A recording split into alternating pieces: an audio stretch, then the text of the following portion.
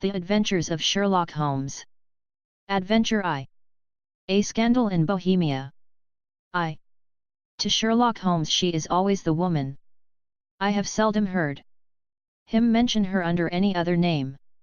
In his eyes she eclipses and predominates the whole of her sex. It was not that he felt any emotion akin to love for Irene Adler. All emotions, and that one particularly, were abhorrent to his cold, precise but admirably balanced mind.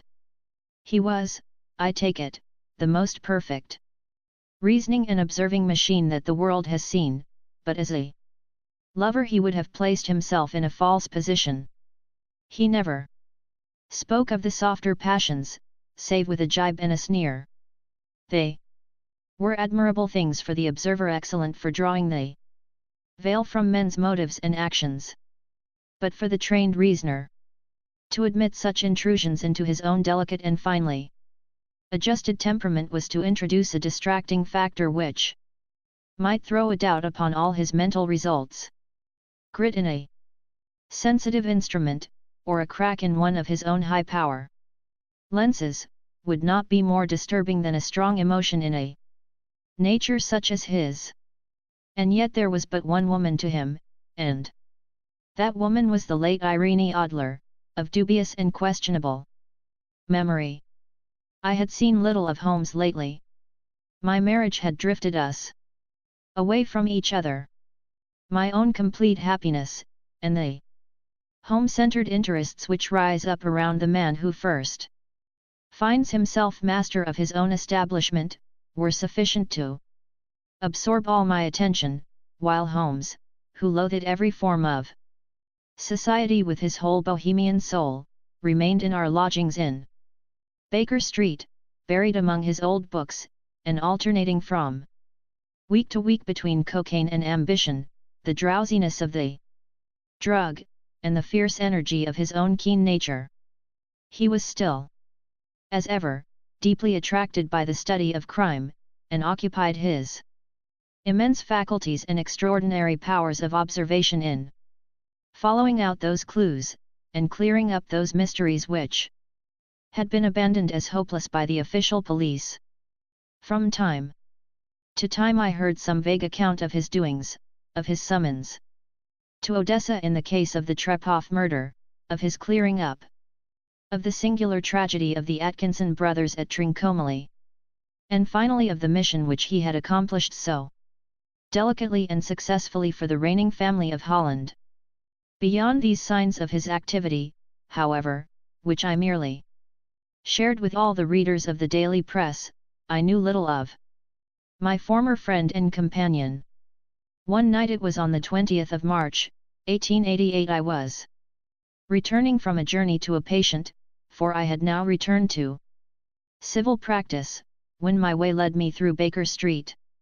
As I passed the well-remembered door, which must always be associated in my mind with my wooing, and with the dark incidents of the study in scarlet, I was seized with a keen desire to see Holmes again, and to know how he was employing his extraordinary powers. His rooms were brilliantly lit, and, even as I looked up, I saw his tall, spare figure pass twice in a dark silhouette against the blind.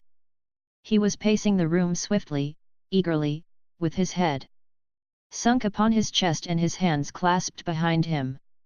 To me, who knew his every mood and habit, his attitude and manner told their own story. He was at work again. He had risen out of his drug-created dreams and was hot upon the scent of some new problem. I rang the bell and was shown up to the chamber which had formerly been in part my own. His manner was not effusive. It seldom was, but he was glad, I think, to see me. With hardly a word spoken, but with a kindly eye, he waved me to an armchair, threw across his case of cigars, and indicated a spirit case and a gasogene in the corner. Then he stood before the fire and looked me over in his singular, introspective fashion. "Wedlock suits you," he remarked. I think, Watson, that you have put on 7.5 pounds since I saw you. 7. I answered. Indeed, I should have thought a little more.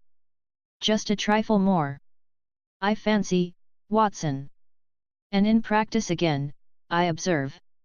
You did not tell me that you intended to go into harness. Then, how do you know? I see it, I deduce it.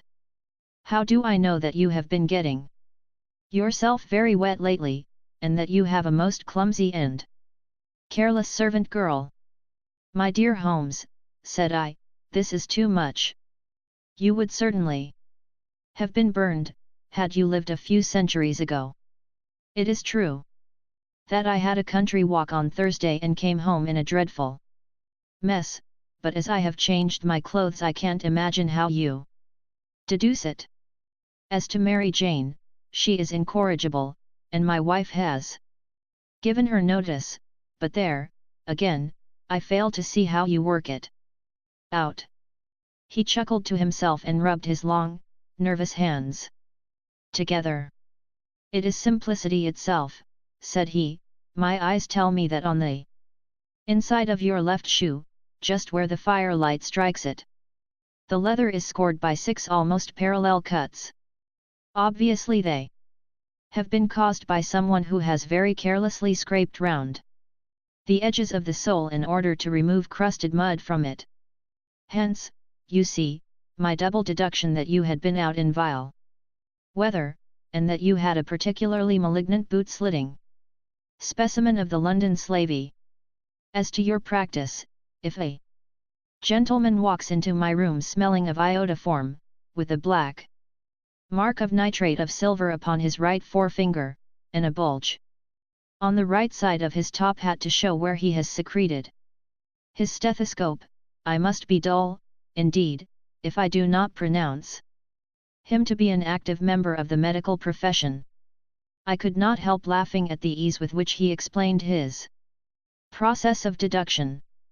When I hear you give your reasons, I remarked, the thing always appears to me to be so ridiculously simple that I could easily do it myself, though at each successive instance of your reasoning I am baffled until you explain your process. And yet I believe that my eyes are as good as yours. Quite so, he answered, lighting a cigarette, and throwing himself down into an armchair. You see, but you do not observe. The distinction is clear. For example, you have frequently seen the steps which lead up from the hall to this room. Frequently. How often? Well, some hundreds of times. Then how many are there? How many? I don't know. Quite so. You have not observed. And yet you have seen. That is just my point. Now, I know that there are 17 steps. Because I have both seen and observed. By the way, since you are interested in these little problems, and since you are good enough to chronicle one or two of my trifling experiences, you may be interested in this. He threw over a sheet of thick, pink-tinted notepaper which had been lying open upon the table. It came by the last post, said he. Read it aloud. The note was undated, and without either signature or address. There will call upon you tonight, at 7:45, it said, a gentleman who desires to consult you upon a matter of the very deepest moment. Your recent services to one of the royal houses of Europe have shown that you are one who may safely be trusted with matters which are of an importance which can hardly be exaggerated. This account of you we have from all quarters received. Be in your chamber then at that hour, and do not take it amiss if your visitor wear a mask. This is indeed a mystery, I remarked. What do you imagine that it means? I have no data yet. It is a capital mistake to theorize before one has data. Insensibly one begins to twist facts to suit theories, instead of theories to suit facts. But the note itself What do you deduce from it? I carefully examined the writing, and the paper upon which it was written. The man who wrote it was presumably well-to-do, I remarked, endeavoring to imitate my companion's processes. Such paper could not be bought under half a crown a packet. It is peculiarly strong and stiff. Peculiar, that is the very word, said Holmes. It is not an English paper at all. Hold it up to the light. I did so, and saw a large E with a small g, a P, and a large G with a small t woven into the texture of the paper. What do you make of that? Asked Holmes. The name of the maker, no doubt, or his monogram, rather. Not at all. The G with the small t stands for Gesellschaft, which is the German for company. It is a customary contraction like RCOP, of course, stands for papier. Now for the EG. Let us glance at our Continental Gazetteer. He took down a heavy brown volume from his shelves. Eglo, Eglinitz, here we are, Egria. It is in a German-speaking country in Bohemia, not far from Carlsbad. Remarkable as being the scene of the death of Wallenstein, and for its numerous glass factories and paper mills. Ha, ha, my boy, what do you make of that? His eyes sparkled, and he sent up a great blue, triumphant cloud from his cigarette. The paper was made in Bohemia, I said. Precisely. And the man who wrote the note is a German. Do you note the peculiar construction of the sentence? This account of you we have from all quarters received. A Frenchman or Russian could not have written that. It is the German who is so uncourteous to his verbs. It only remains, therefore, to discover what is wanted by this German who writes upon Bohemian paper and prefers wearing a mask to showing his face. And here he comes, if I am not mistaken, to resolve all our doubts. As he spoke there was the sharp sound of horses' hoofs and grating wheels against the curb, followed by a sharp pull at the bell. Holmes whistled. A pair, by the sound, said he. Yes, he continued, glancing out of the window. A nice little brougham and a pair of beauties. 150 guineas apiece. There's money in this case, Watson, if there is nothing else. I think that I had better go, Holmes. Not a bit, Doctor. Stay where you are. I am lost without my Boswell. And this promises to be interesting. It would be a pity to miss it. But your client? Never mind him. I may want your help, and so may he. Here he comes. Sit down in that armchair, Doctor, and give us your best attention. A slow and heavy step, which had been heard upon the stairs and in the passage, paused immediately outside the door. Then there was a loud and authoritative tap. Come in, said Holmes. A man entered who could hardly have been less than 6 feet 6 inches in height, with the chest and limbs of a Hercules. His dress was rich with a richness which would, in England, be looked upon as akin to bad taste.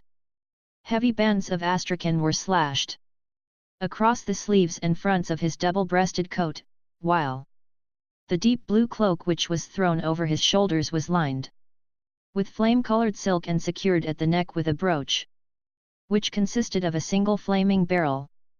Boots which extended halfway up his calves, and which were trimmed at the tops with rich brown fur, completed the impression of barbaric opulence, which was suggested by his whole appearance. He carried a broad-brimmed hat in his hand, while he wore across the upper part of his face, extending down past the cheekbones, a black visored mask, which he had apparently adjusted that very moment, for his hand was still raised to it as he entered. From the lower Part of the face he appeared to be a man of strong character, with a thick, hanging lip and a long, straight chin suggestive of resolution pushed to the length of obstinacy. "You had my note?" he asked with a deep harsh voice and a strongly marked German accent. "I told you that I would call." He looked from one to the other of us, as if uncertain which to address. "Pray take a seat," said Holmes. "This is my friend and colleague, Dr. Watson, who is occasionally good enough to help me in my cases. Whom have I the honor to address?" "You may address me as the Count von Kram, a Bohemian nobleman. I understand that this gentleman, your friend, is a man of honor and discretion, whom I may trust with a matter of the most extreme importance. If not, I should much prefer to communicate with you alone." I rose to go, but Holmes caught me by the wrist and pushed me back into my chair. "It is both, or none," said he. "You may say before this gentleman anything which you may say to me." The Count shrugged his broad shoulders. "Then I must begin," said he, "by binding you both to absolute secrecy for 2 years, at the end of that time the matter will be of no importance. At present it is not too much to say that it is of such weight it may have an influence upon European history." "I promise," said Holmes. "And I." "You will excuse this mask," continued our strange visitor. "The august person who employs me wishes his agent to be unknown to you, and I may confess at once that the title by which I have just called myself is not exactly my own." "I was aware of it," said Holmes dryly. "The circumstances are of great delicacy, and every precaution has to be taken to quench what might grow to be an immense scandal and seriously compromise one of the reigning families of Europe. To speak plainly, the matter implicates the great house of Ormstein, hereditary kings of Bohemia." "I was also aware of that," murmured Holmes, settling himself down in his armchair and closing his eyes. Our visitor glanced with some apparent surprise at the languid, lounging figure of the man who had been no doubt depicted to him as the most incisive reasoner and most energetic agent in Europe. Holmes slowly reopened his eyes and looked impatiently at his gigantic client. "If your Majesty would condescend to state your case," he remarked, "I should be better able to advise you." The man sprang from his chair and paced up and down the room in uncontrollable agitation.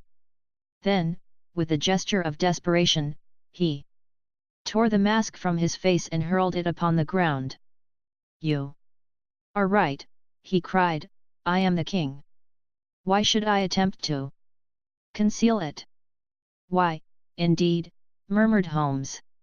"Your Majesty had not spoken before I was aware that I was addressing Wilhelm Gottsreich, Sigismund von Ormstein, Grand Duke of Kassel-Felstein, and hereditary King of Bohemia." "But you can understand," said our strange visitor, sitting down once more and passing his hand over his high white forehead, "you can understand that I am not accustomed to doing such business in my own person. Yet the matter was so delicate that I could not confide it to an agent without putting myself in his power. I have come incognito from Prague for the purpose of consulting you." "Then, pray consult," said Holmes, shutting his eyes once more. "The facts are briefly these: some 5 years ago, during a lengthy visit to Warsaw, I made the acquaintance of the well-known adventuress, Irene Adler. The name is no doubt familiar to you. Kindly look her up in my index, doctor," murmured Holmes without opening his eyes.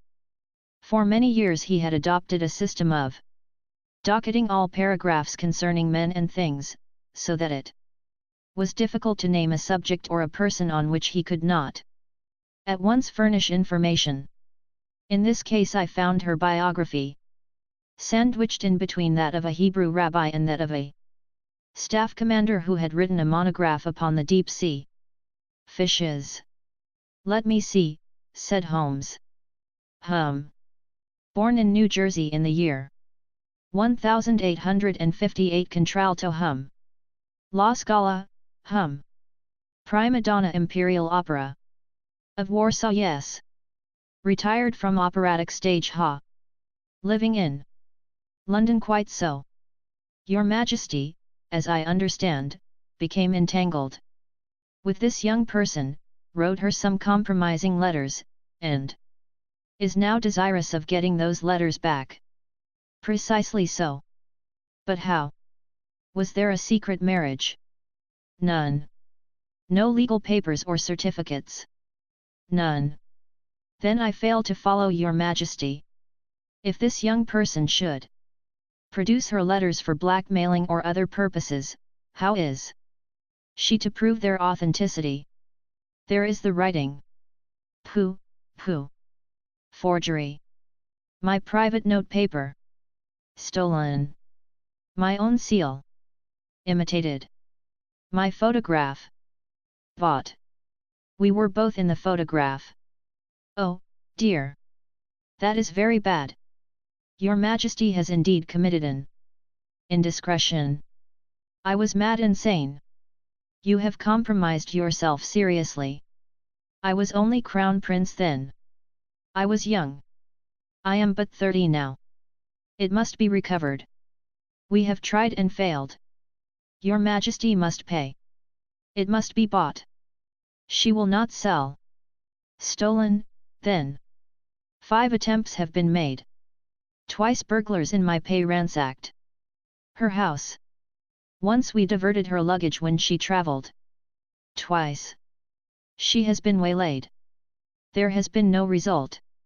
No sign of it. Absolutely none." Holmes laughed. "It is quite a pretty little problem," said he. "But a very serious one to me," returned the king reproachfully. "Very, indeed. And what does she propose to do with the photograph?" "To ruin me." "But how?" "I am about to be married." "So I have heard. To Clotilde Lethman von Saxe-Meiningen, second daughter of the King of Scandinavia. You may know the strict principles of her family. She is herself the very soul of delicacy. A shadow of a doubt as to my conduct would bring the matter to an end. And Irene Adler threatens to send them the photograph. And she will do it. I know that she will do it. You do not know her, but she has a soul of steel. She has the face of the most beautiful of women, and the mind of the most resolute of men. Rather than I should marry another woman, there are no lengths to which she would not go. None." "You are sure that she has not sent it yet?" "I am sure." "And why?" "Because she has said that she would send it on the day when the betrothal was publicly proclaimed. That will be next Monday." "Oh, then we have 3 days yet," said Holmes with a yawn. "That is very fortunate, as I have 1 or 2 matters of importance to look into just at present. Your Majesty will, of course, stay in London for the present?" "Certainly. You will find me at the Langham under the name of the Count von Kram. Then I shall drop you a line to let you know how we progress." "Pray do so. I shall be all anxiety." "Then, as to money, you have carte blanche?" "Absolutely. I tell you that I would give one of the provinces of my kingdom to have that photograph. And for present expenses." The king took a heavy chamois leather bag from under his cloak and laid it on the table. "There are £300 in gold and 700 in notes," he said. Holmes scribbled a receipt upon a sheet of his notebook and handed it to him. "And Mademoiselle's address?" he asked. "Is Briony Lodge, Serpentine Avenue, St. John's Wood." Holmes took a note of it. "One other question," said he. "Was the photograph a cabinet?" "It was." Then, good night, your majesty, and I trust that we shall soon have some good news for you. And good night, Watson, he added, as the wheels of the royal brougham rolled down the street. If you will be good enough to call tomorrow afternoon at 3 o'clock, I should like to chat this little matter over with you. 2. At 3 o'clock precisely I was at Baker Street, but Holmes had not yet returned. The landlady informed me that he had left the house shortly after 8 o'clock in the morning. I sat down beside the fire, however, with the intention of awaiting him. However long he might be, I was already deeply interested in his inquiry, for, though it was surrounded by none of the grim and strange features which were associated with the two crimes which I have already recorded, still, the nature of the case and the exalted station of his client gave it a character of its own. Indeed, apart from the nature of the investigation which my friend had on hand, there was something in his masterly grasp of a situation, and his keen, incisive reasoning, which made it a pleasure to me to study his system of work, and to follow the quick, subtle methods by which he disentangled the most inextricable mysteries. So accustomed was I to his invariable success that the very possibility of his failing had ceased to enter into my head. It was close upon 4 before the door opened, and a drunken-looking groom, ill-kempt and side-whiskered, with an inflamed face and disreputable clothes, walked into the room. Accustomed as I was to my friend's amazing powers in the use of disguises, I had to look 3 times before I was certain that it was indeed he. With a nod he vanished into the bedroom, whence he emerged in 5 minutes tweed-suited and respectable, as of old. Putting his hands into his pockets, he stretched out his legs in front of the fire and laughed heartily for some minutes. "Well, really," he cried, and then he choked and laughed again, until he was obliged to lie back, limp and helpless, in the chair.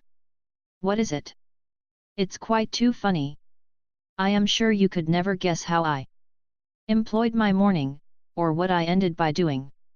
I can't imagine. I suppose that you have been watching the habits, and perhaps the house, of Miss Irene Adler." "Quite so, but the sequel was rather unusual. I will tell you. However, I left the house a little after 8 o'clock this morning in the character of a groom out of work. There is a wonderful sympathy and freemasonry among horsey men. Be one of them, and you will know all that there is to know. I soon found Bryony Lodge. It is a bijou villa, with a garden at the back, but built out in front right up to the road, 2 stories. Chubb lock to the door. Large sitting room on the right side, well furnished, with long windows almost to the floor, and those preposterous English window fasteners which a child could open. Behind there was nothing remarkable, save that the passage window could be reached from the top of the coach house. I walked round it and examined it closely from every point of view, but without noting anything else of interest. I then lounged down the street and found, as I expected, that there was a mews in a lane which runs down by one wall of the garden.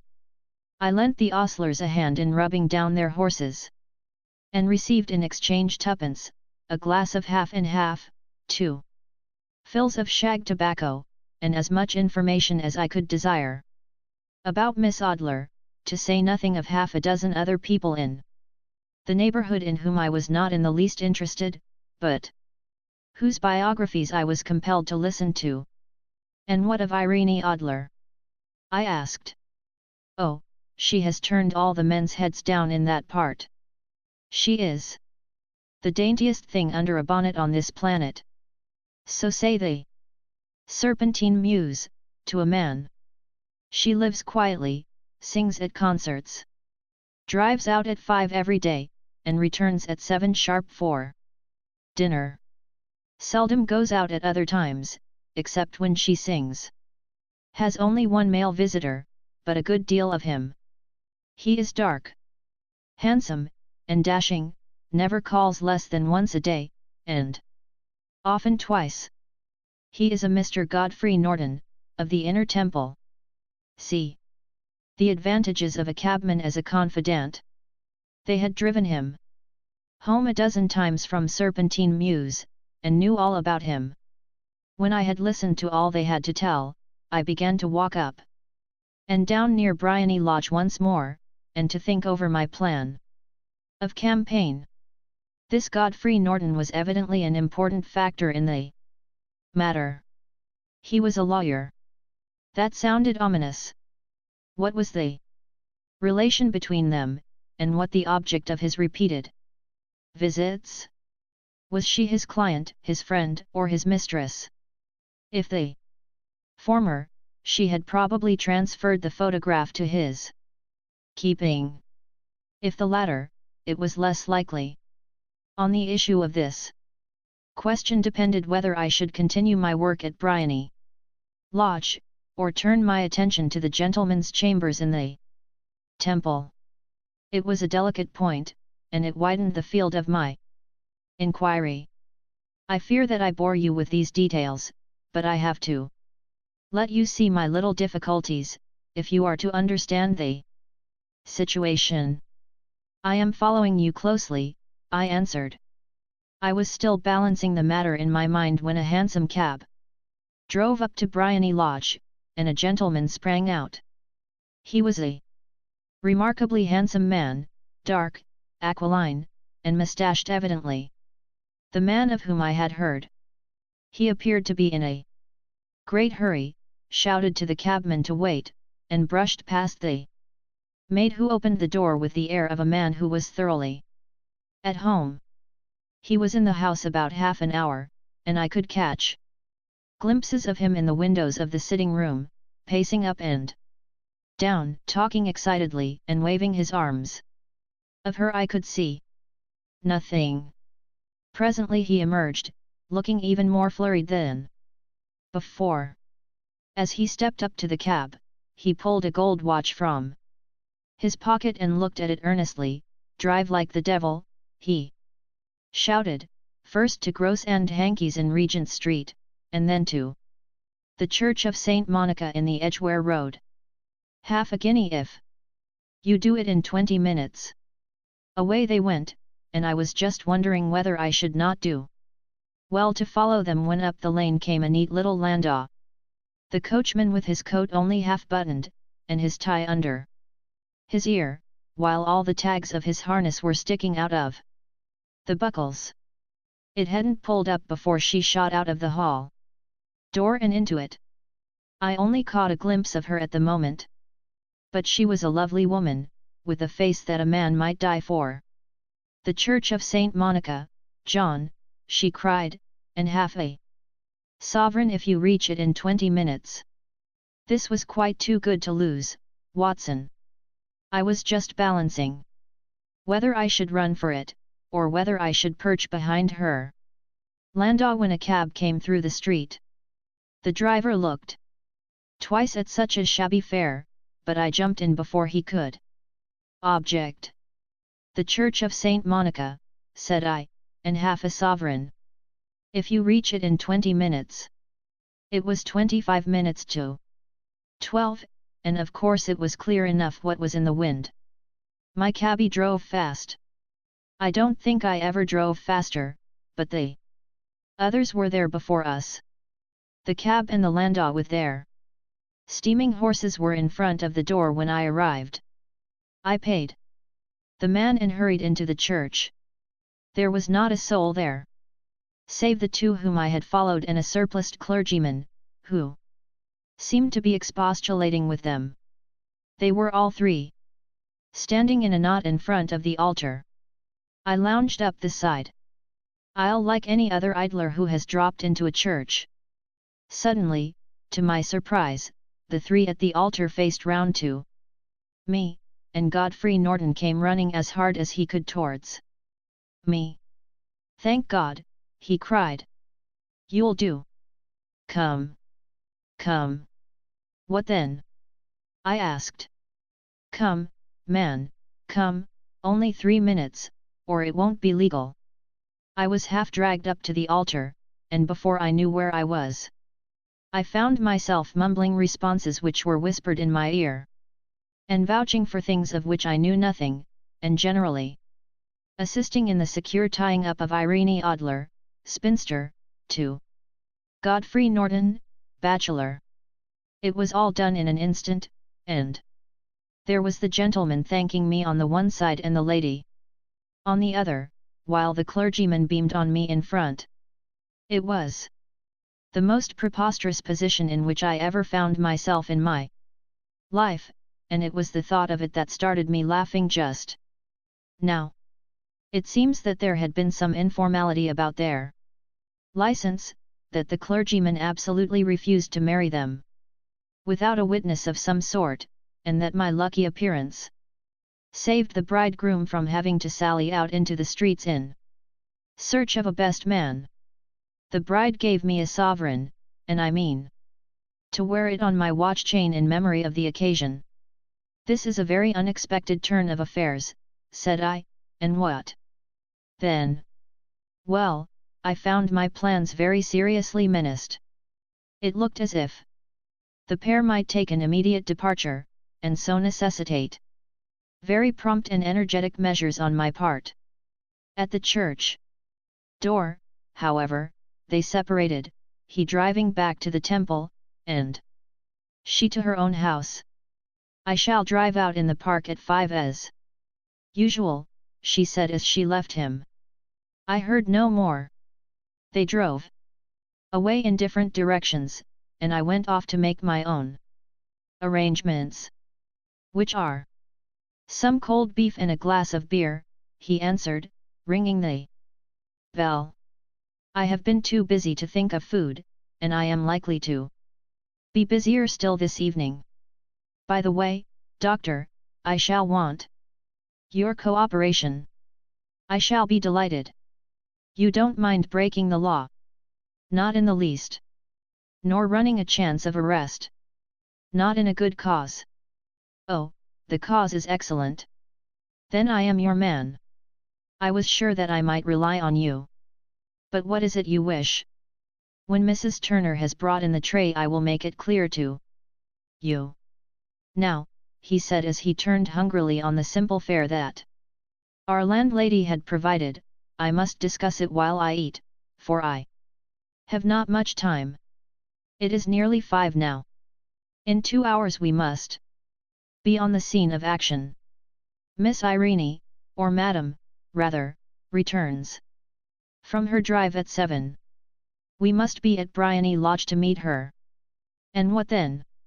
You must leave that to me. I have already arranged what is to occur. There is only one point on which I must insist. You must not interfere, come what may. You understand? I am to be neutral. To do nothing whatever. There will probably be some small unpleasantness. Do not join in it. It will end in my being conveyed into the house. 4 or 5 minutes afterwards the sitting room window will open.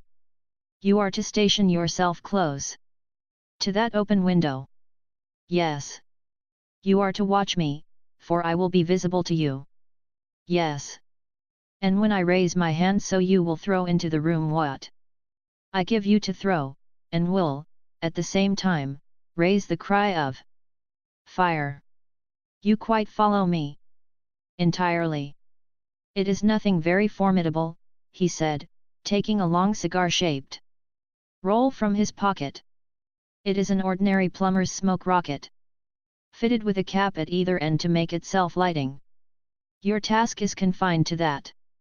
When you raise your cry of fire, it will be taken up by quite a number of people.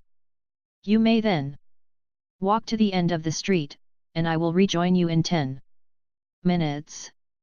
I hope that I have made myself clear. I am to remain neutral, to get near the window, to watch you, and at the signal to throw in this object, then to raise the cry of fire, and to wait you at the corner of the street. Precisely. Then you may entirely rely on me. That is excellent. I think, perhaps, it is almost time that I prepare for the new role I have to play. He disappeared into his bedroom and returned in a few minutes in the character of an amiable and simple-minded nonconformist clergyman. His broad black hat, his baggy trousers, his white tie, his sympathetic smile, and general look of peering and benevolent curiosity were such as Mr. John Hare alone could have equalled. It was not merely that Holmes changed his costume. His expression, his manner, his very soul seemed to vary with every fresh part that he assumed.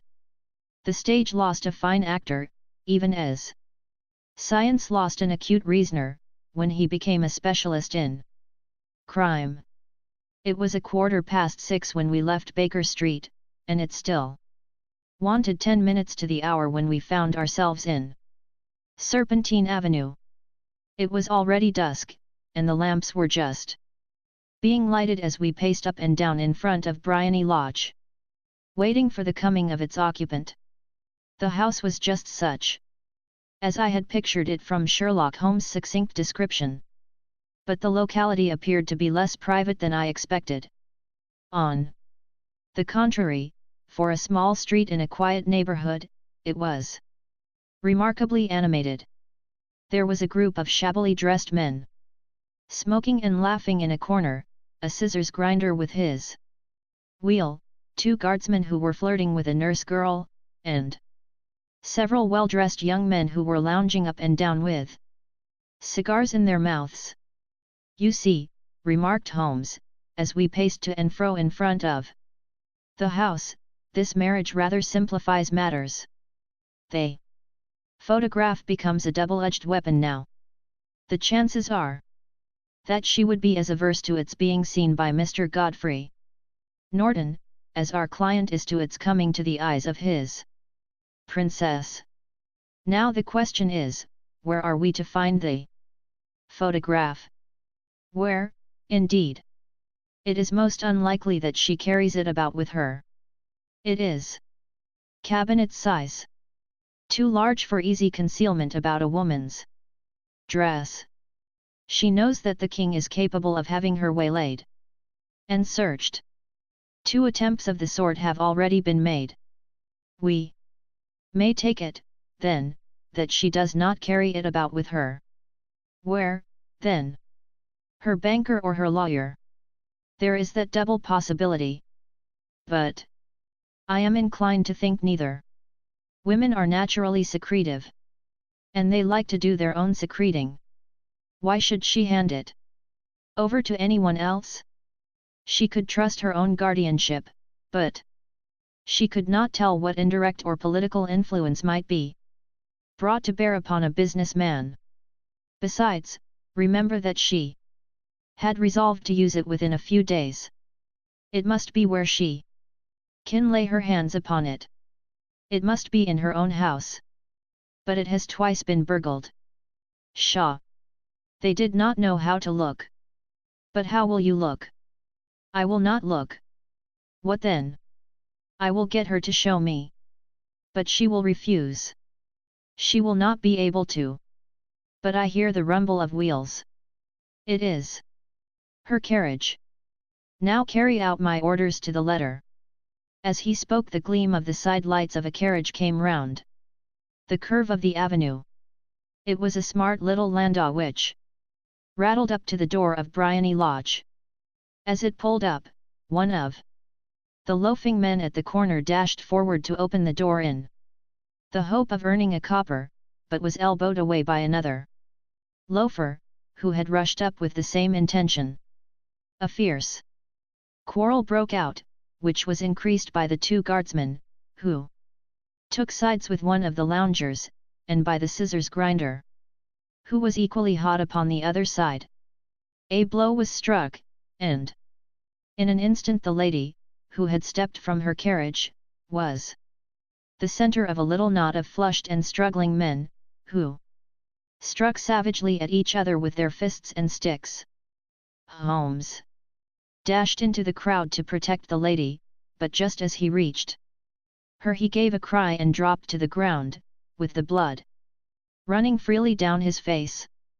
At his fall the guardsmen took to their heels in one direction and the loungers in the other, while a number of better-dressed people, who had watched the scuffle without taking part in it, crowded in to help the lady and to attend to the injured man. Irene Adler, as I will still call her, had hurried up the steps, but she stood at the top with her superb figure outlined against the lights of the hall, looking back into the street. "Is the poor gentleman much hurt?"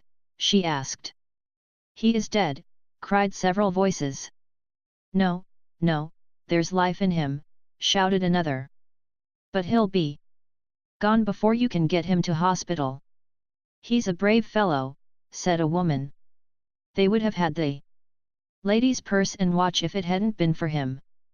They were a gang, and a rough one, too. Ah, he's breathing now. He can't lie in the street.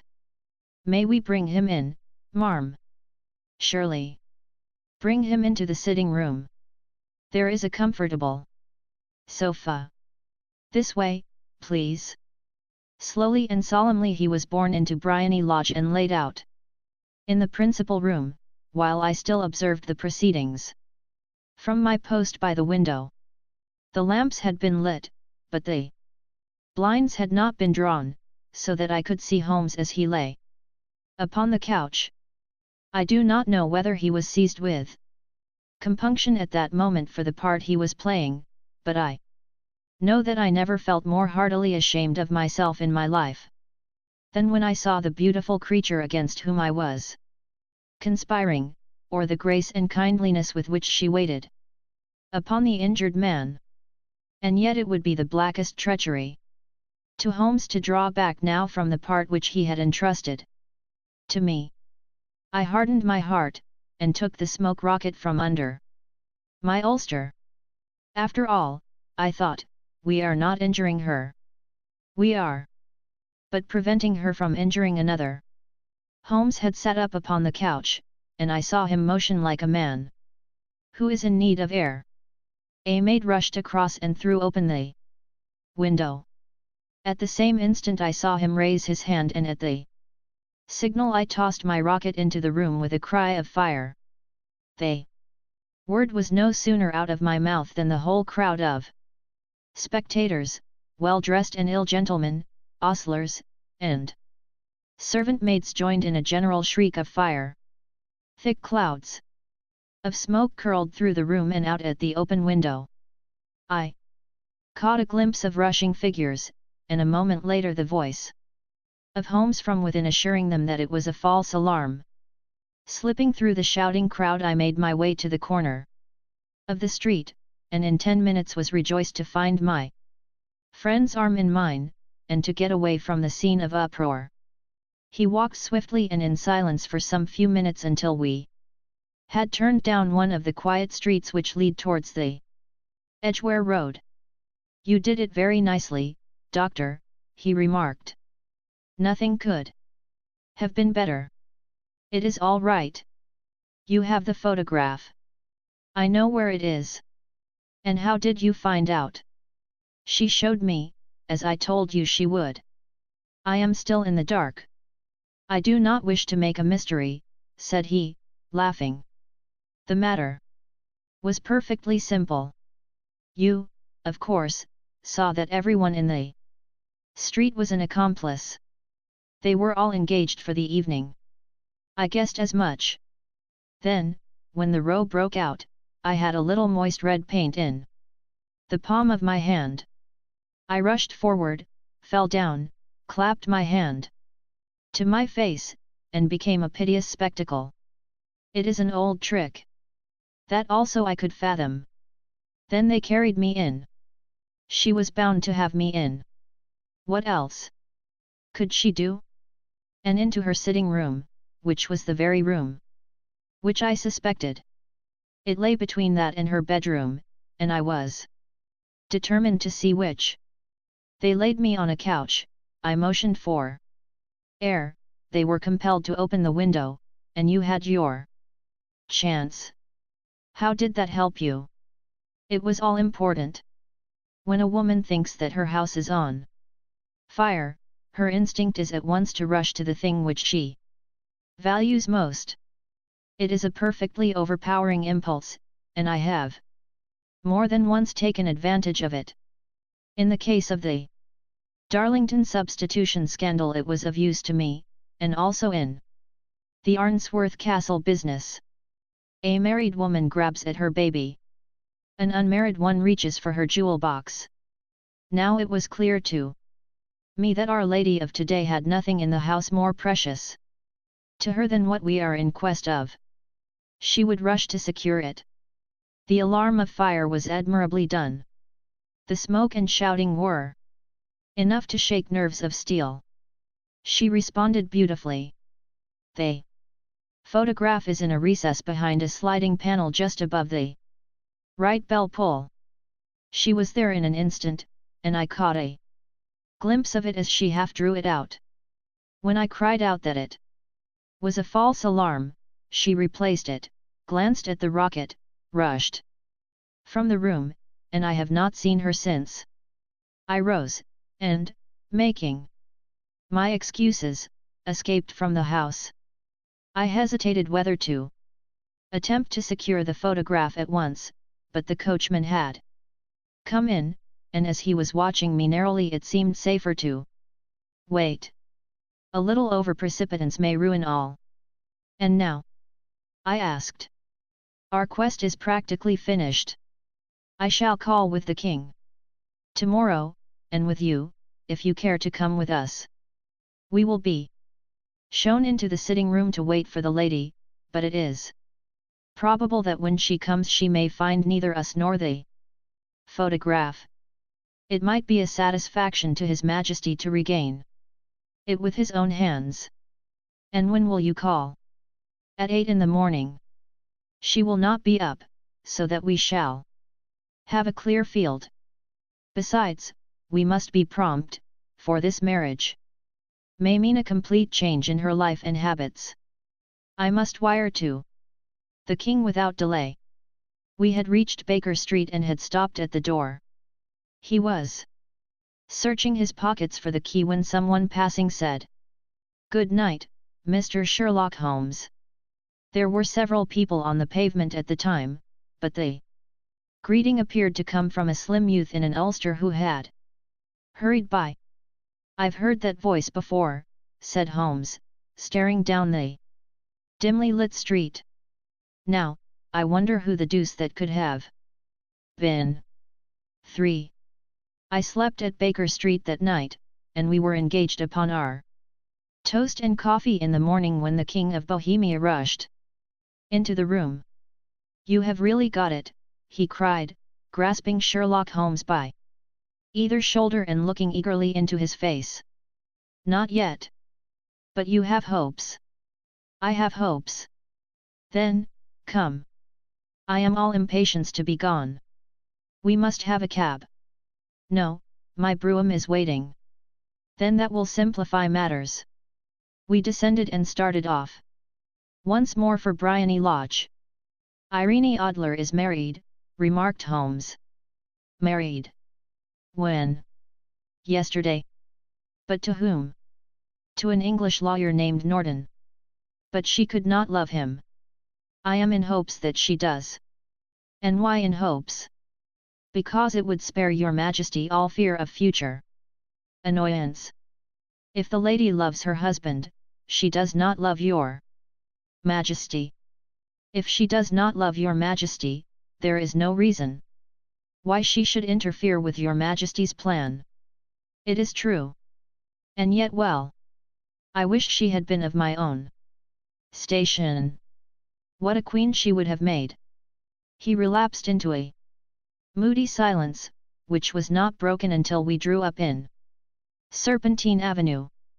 The door of Briony Lodge was open, and an elderly woman stood upon the steps. She watched us with a sardonic eye as we stepped From the brougham. "Mr. Sherlock Holmes, I believe," said she. "I am Mr. Holmes," answered my companion, looking at her with a questioning and rather startled gaze. "Indeed. My mistress told me that you were likely to call. She left this morning with her husband by the 5:15 train from Charing Cross for the continent." "What?" Sherlock Holmes staggered back, white with chagrin and surprise. "Do you mean that she has left England, never to return?" "And the papers?" asked the king hoarsely. "All is lost. We shall see." He pushed past the servant and rushed into the drawing room, followed by the king and myself. The furniture was scattered about in every direction, with dismantled shelves and open drawers, as if the lady had hurriedly ransacked them before her flight. Holmes rushed at the bell pull, tore back a small sliding shutter, and, plunging in his hand, pulled out a photograph and a letter. The photograph was of Irene Adler herself in evening dress. The letter was superscribed to Sherlock Holmes, Esq to be left till called for. My friend tore it open and we all three read it together. It was dated at midnight of the preceding night and ran in this way. "My dear Mr. Sherlock Holmes, you really did it very well. You took me in completely. Until after the alarm of fire, I had not a suspicion. But then, when I found how I had betrayed myself, I began to think. I had been warned against you months ago. I had been told that if the king employed an agent it would certainly be you. And your address had been given me. Yet, with all this, you made me reveal what you wanted to know. Even after I became suspicious, I found it hard to think evil of such a dear, kind old clergyman. But, you know, I have been trained as an actress myself.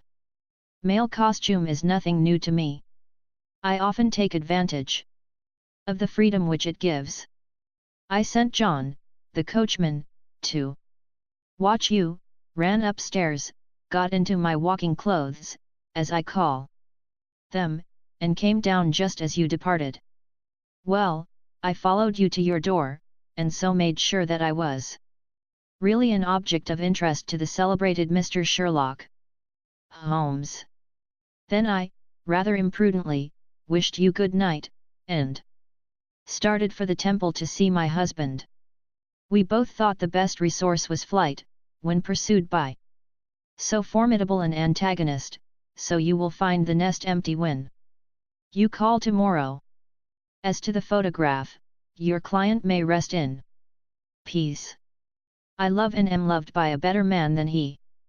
The king may do what he will without hindrance from one whom he has cruelly wronged. I keep it only to safeguard myself, and to preserve a weapon which will always secure me from any steps which he might take in the future. I leave a photograph which he might care to possess, and I remain, dear Mr. Sherlock Holmes, very truly yours, Irene Norton, née Adler. What a woman, oh, what a woman, cried the King of Bohemia, when we had all three read this epistle. Did I not tell you how quick and resolute she was? Would she not have made an admirable queen? Is it not a pity that she was not on my level? From what I have seen of the lady she seems indeed to be on a very different level to your Majesty, said Holmes coldly. I am sorry that I have not been able to bring your Majesty's business to a more successful conclusion. On the contrary, my dear sir, cried the king, nothing could be more successful. I know that her word is inviolate. The photograph is now as safe as if it were in the fire. I am glad to hear your Majesty say so. I am immensely indebted to you. Pray tell me in what way I can reward you. This ring. He slipped an emerald snake ring from his finger and held it out upon the palm of his hand. Your Majesty has something which I should value even more. Highly, said Holmes. You have but to name it.